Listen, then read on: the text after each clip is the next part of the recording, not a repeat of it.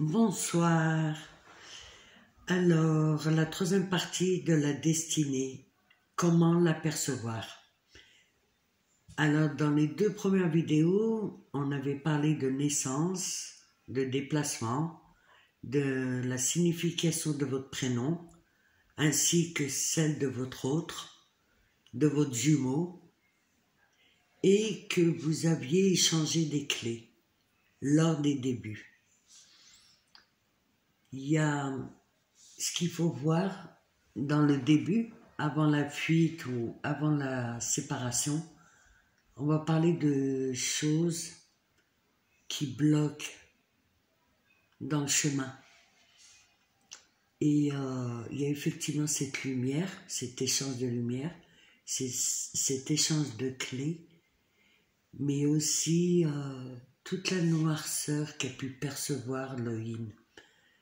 La noirceur de ces dysfonctionnements. Mais il y a une chose dont vous devez regarder, c'est ce qui s'est passé avant la première séparation. En fait, remémorez-vous ce qui vous a agacé, ce qui vous a gêné, là où vous avez fermé les yeux, où vous avez laissé passer, mais vous n'étiez pas en accord avec vous-même. Mais pour X raisons, vous avez décidé de fermer les yeux, de laisser passer.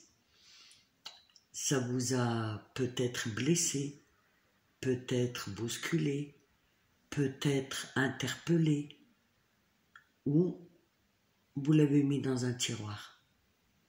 Cette chose, toutes ces petites choses qui ont été difficiles,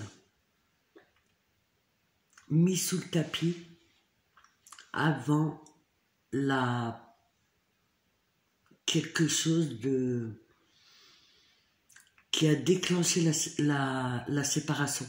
Cette chose-là, le point final, ce qui vous a complètement renversé, à ce moment-là, lorsque vous avez basculé.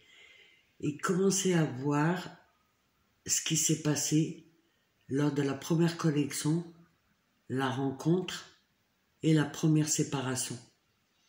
Et regardez ce qui vous a touché, ce qui vous a blessé. Et là, vous allez comprendre beaucoup plus de choses. Et ouvrez-vous. Essayez le plus possible de ne pas juger, de ne pas être dans la condamnation et de regarder simplement comment vous vous êtes positionné. Est-ce que vous vous êtes fait respecter? Est-ce que vous avez mis des limites? Est-ce qu'à ce moment-là, vous vous êtes aimé? Voilà. Je vous ferai une prochaine capsule et je vous dis à très vite. Merci.